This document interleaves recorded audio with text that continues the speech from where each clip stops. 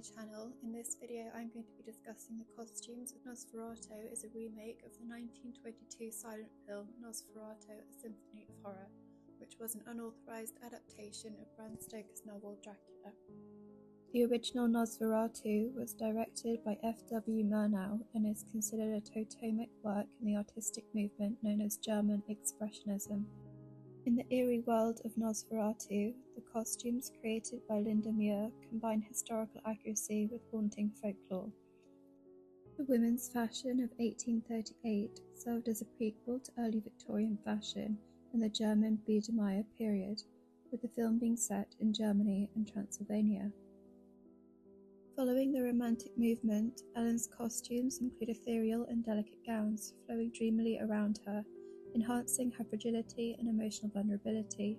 Her innocence and dreamlike state makes her appear defenseless against the Count's dark presence. Throughout the film, Ellen is often shown wearing darker muted blues and purples with subtle patterns and faded florals. Linda Muir did note that although prints were popular during this time, they would have been too distracting on film, hence the more faded appearances, which further represents Ellen's complexity and melancholy.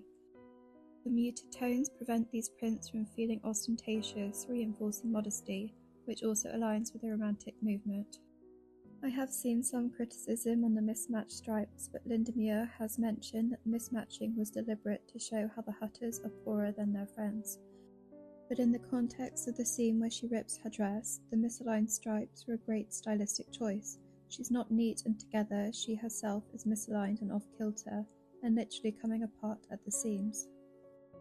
I did like the bridal look. It's an interesting play on the wedding fashions of that time, but it also seems to be inspired by the juvenile fashions of the 1830s.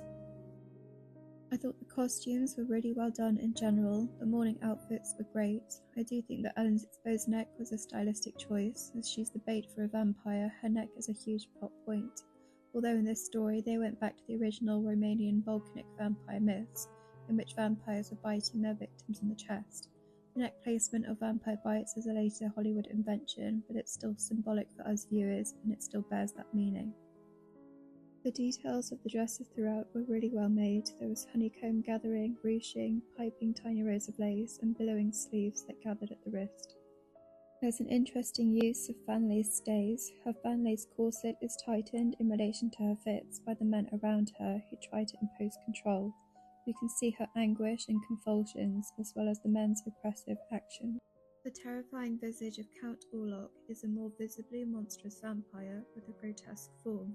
His clothing hides his decaying body, depicting the horrors of mortality. Count Orlok's signature sheepskin cloak was inspired by the dress of Transylvanian nobility in the late 16th century. It highlights his immortality over the preceding centuries, the film's 1832 setting. The sheepskin cape serves as a grand presentational garment to obscure his own physical decay, whilst he still clings to the wardrobe and style his nobility provided him.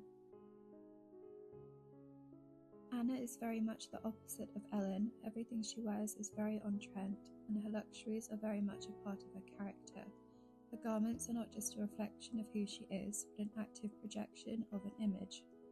The Romanian costumes are quite interesting because it looks like they did do extensive research.